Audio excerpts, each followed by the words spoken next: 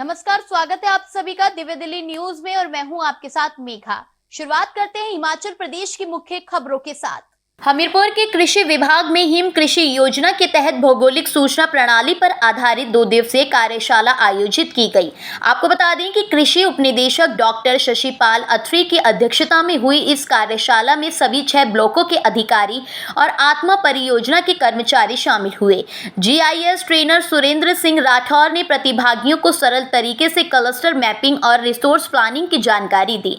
Pilot project के तहत 90 क्लस्टरों में GIS आधारित एक्शन प्लान तैयार किया जा रहा है, जिसमें प्रत्येक क्लस्टर पर 8 से 10 लाख रुपए सालाना खर्च किए जाएंगे।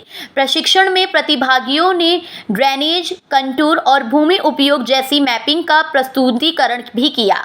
कृषि के जो क्लस्टर यहाँ पे सिलेक्ट करवाए हैं हमारे से, जो कृषि विभाग इसमें कर रहा है, उसके लिए हमारे जो GIS रिमोट सेंसिंग के ऊपर यहाँ पे 2 दिवसीय प्रशिक्षण शिविर यहाँ पे हो रहा है, जिसमें GIZ कंपनी के जो यहाँ पे ट्रेनर है वो यहाँ पे आए हुए हैं और पिछले कल आज इन्होंने 2 दिन की यहाँ पे ट्रेनिंग दी।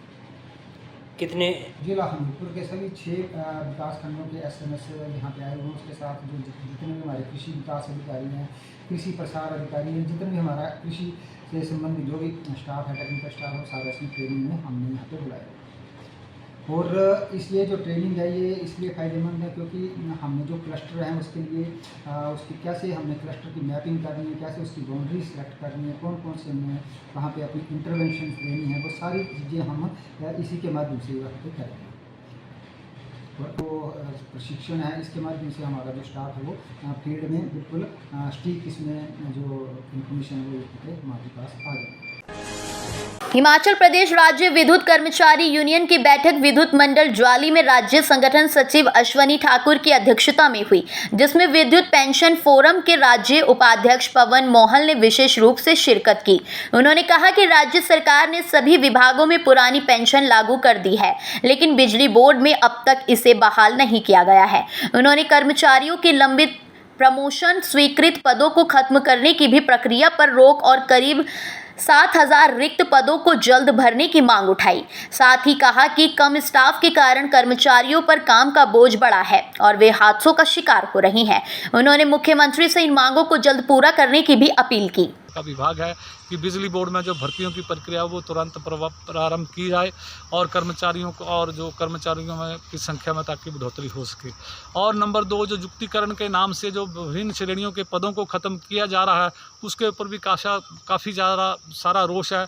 हम ये भी कहना चाहेंगे, अगर किसी सुधार के हम विरोध में नहीं है, अगर बिजली बोर्ड में कुछ कहीं सुधार करना है तो प्रदेश सरकार कम से कम हमारी जो ज्वाइंट एक्शन कमेटी बनी है उससे आप वार्ता करें और उस वार्ता के लिए बुलाएं, क्योंकि पिछले लंबे अरसे से फरवरी से लेकर के हम लोग संघर्ष में हैं और सरकार ने अभी वार्ता के दरवाजे नहीं खोले हैं। हम इस बैठक के माध्यम से ये भी कहना चाहेंगे कि सरकार जो है हमारा ज्वाइंट एक्शन कमेटी को वार्ता के लिए बुलाए।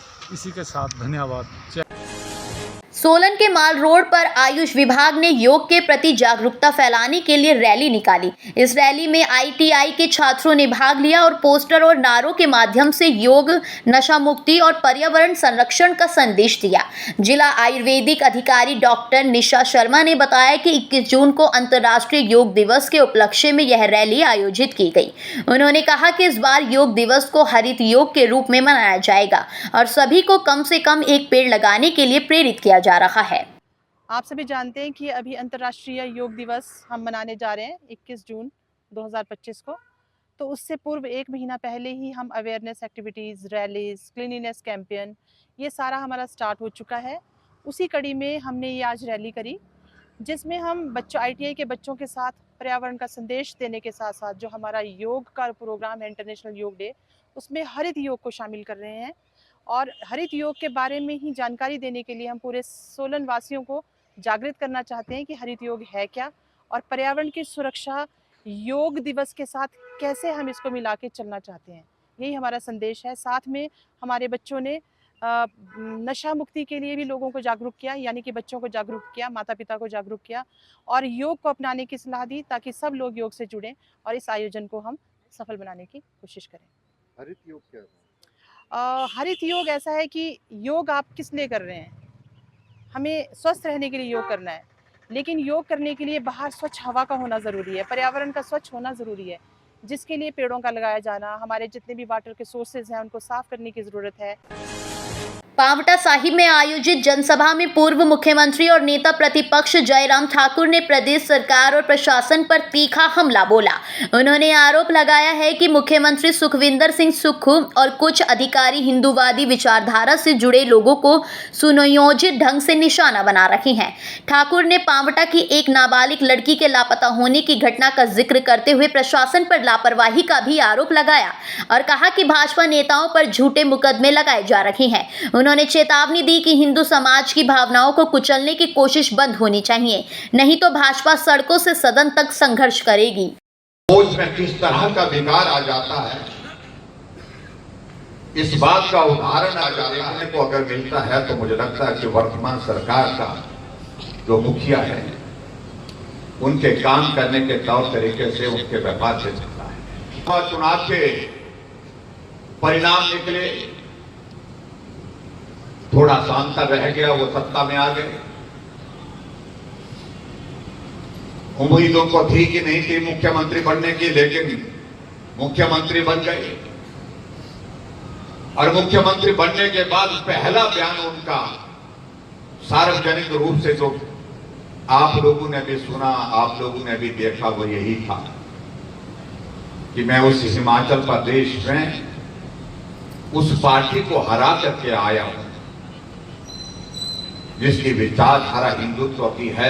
97% हिंदूवादी पार्टी को हरा करके रहा था। ये सोच स्वस्थ सोच नहीं है, इसमें एक विकृत सोच का परिदर्शन मुख्यमंत्री जी कर रहे हैं, माध्यम से जाहिर हो रहे हैं। हमीरपुर में HRTC पेंशनर्स ने पेंशन में देरी और वित्तीय लाभ न मिलने को लेकर बस अड्डा परिसर में जोरदार नारेबाजी की। पथ परिवहन निगम पेंशनर्स कल्याण संघ के पदाधिकारी पेंशन की अनिश्चितता और आर्थिक तंगी से परेशान हैं। जिला अध्यक्ष विक्रम राणा ने बताया कि अप्रैल 2024 के बाद रिटायर हुए कर्मचारियों को ना पेंशन मिली है, ना ही सेवानिवृत्त लाभ। उन्होंने राज्यपाल के नाम DC के माध्यम से ज्ञापन सौंपा और चेतावनी दी कि मांगे ना मानी गई तो भूख हड़ताल की जाएगी। पेंशन में देरी के कारण पेंशनर्स चिकित्सा उपचार तक नहीं करवा पा रही हैं और बैंक भी कर्ज देने से कतरा रही हैं। संगठन ने सरकार पर संवेदनहीनता का आरोप लगाते हुए जल्द समाधान की मांग की है। सरकार और मैनेजमेंट से हमने बार बार मेमोरेंडम दिए, लेकिन आज तक कोई भी फैसला हमारे में हक में नहीं हुआ। जो हमारी देय राशि रुकी हुई है, कई दिनों से 16 साल रिटायर हुए लोगों को हो गए, आज तक एक पैसा तक नहीं मिला। हमारी पहली डिमांड यही है कि पेंशन जो है वो रेगुलर पहली तारीख को मिलनी चाहिए और जो मेडिकल बिल्स हैं उनका भुगतान अति शीघ्र किया जाना चाहिए। मुख्यमंत्री ने कहा था कि दिसंबर 24 और मार्च 25 में मेडिकल के बिलों का भुगतान कर दिया जाएगा, लेकिन कहने और कथनी में फर्क है। कहते कुछ और करते कुछ और है, और लेकिन आज तक उनका भुगतान नहीं हुआ। कुछ लोग बीमारी की वजह से इस दुनिया से चले गए। तीसरी बात यह है कि अदर डिपार्टमेंट्स के लोगों को एरियर की दो किस्तें मिल गई है। जो न्यू स्केल का रिवीजन ऑफ स्केल था उसकी दो इंस्टॉलमेंट मिल गई है, हमें एक भी पैसा नहीं मिला है। हमीरपुर जिले के बड़ू क्षेत्र में नेशनल स्किल डेवलपमेंट कॉरपोरेशन के तत्वाधान में एक दिवसीय कार्यशाला आयोजित की गई। इसका उद्देश्य युवाओं को विदेशों, विशेषकर खाड़ी देशों में उपलब्ध रोजगार के अवसरों की जानकारी देना और उनमें उद्योग एवं उद्यम कौशल विकसित करना था। कार्यशाला में बड़ी संख्या में युवाओं ने भाग लिया। कार्यक्रम में विधायक आशीष शर्मा ने युवाओं को प्रोत्साहित करते हुए कहा कि तकनीकी शिक्षा प्राप्त युवाओं के लिए यह वैश्विक अवसरों की ओर एक कदम है। उन्होंने बताया कि इस प्रयास के तहत हमीरपुर के 200 से अधिक युवाओं ने भाग लिया।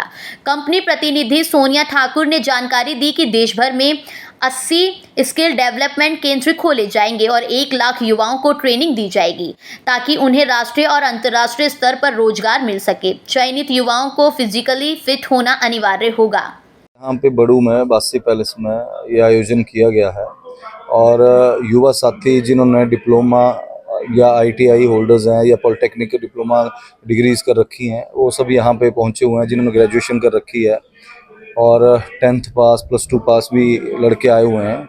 और एक हमने कोशिश की है, प्रयास किया है कि बच्चों को, क्योंकि जो अभी बेरोजगारी का स्तर चला हुआ है पूरे प्रदेश में, वो आप देख ही रहे हैं, जॉब्स वगैरह निकल नहीं रही हैं। और पिछले 2.5 वर्षों में जो सरकार का कार्यकाल रहा है उसमें तो बच्चों ने अब तो उम्मीद भी छोड़ रखी है कि कुछ होगा आने वाले समय में भी। अब जब इस तरह से खाली बच्चे बैठे हुए हैं और अपनी दिनचर्या के लिए भी उनको अगर पढ़ाई के बाद हाथ फैलाने पड़ते हैं इधर उधर, तो बड़े दुख लगता है देख के ये सब। और बुरी आदतों में पड़ रहे हैं, नशे में जा रहे हैं। तो एक प्रयास किया गया एक नेशनल स्किल डेवलपमेंट कॉरपोरेशन की ओर से, और यहाँ पे जो लोग आए हुए हैं बाहर से, जिनको बुलाया गया है, ताकि यहाँ पे रजिस्ट्रेशन कर रहे हैं आज, और बच्चों को 45 डेज़ की ट्रेनिंग के लिए जो है यहाँ से रजिस्टर किया जा रहा है, जिनको सोलर पैनल्स की जो है वो ट्रेनिंग दी जाएगी।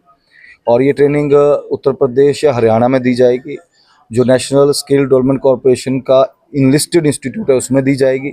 बच्चों को स्किल्ड किया जाएगा। बच्चे टेक्निकली जो प्रैक्टिकली नॉलेज है वो गेन करें, वो जाने किस तरह से काम किया जाता है, किस तरह पैनल फिक्स होने हैं, किस तरह से वो सारा का सारा पैनलिंग का काम किया जाता है। हमारी है एस्ट्रॉन green private limited, but I am from ISTI which is international skill training institute.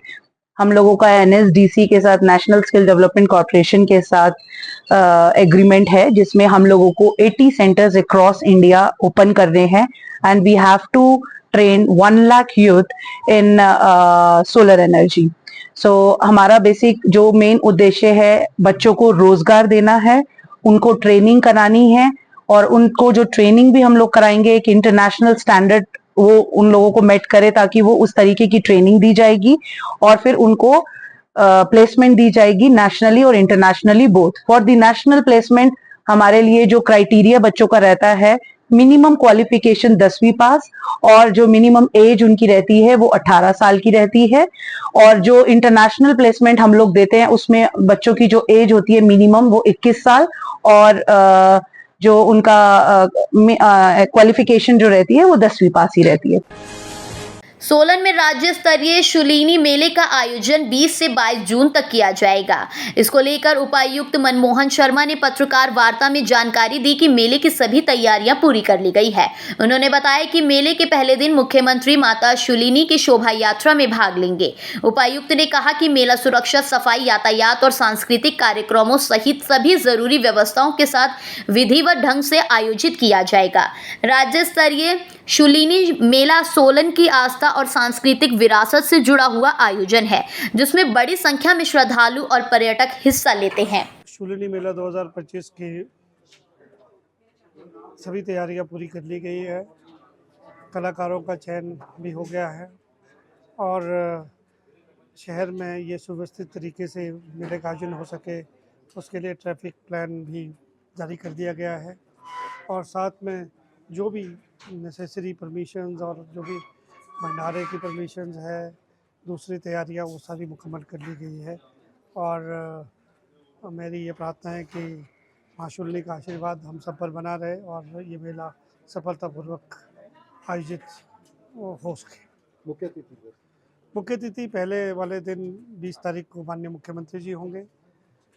21 तारीख को हमारे स्वास्थ्य मंत्री जी कर्नल धनीराम शांडिल जी होंगे, और मेले के समापन पर महामहिम राज्यपाल महोदय कल्चर जो हमारी इवनिंग है उसके मुख्य अतिथि। इसी तरह की हिमाचल प्रदेश से जुड़ी खबरों को जानने के लिए देखते रहिए दिव्य दिल्ली न्यूज। जानने के लिए अभी टाइप करें दिव्य दिल्ली न्यूज, नीचे दिए गए सब्सक्राइब बटन को दबाएं और नोटिफिकेशन के लिए दिए गए बेल आइकन को क्लिक करें। हमारे वीडियोस को लाइक, शेयर और कमेंट करना ना भूलें।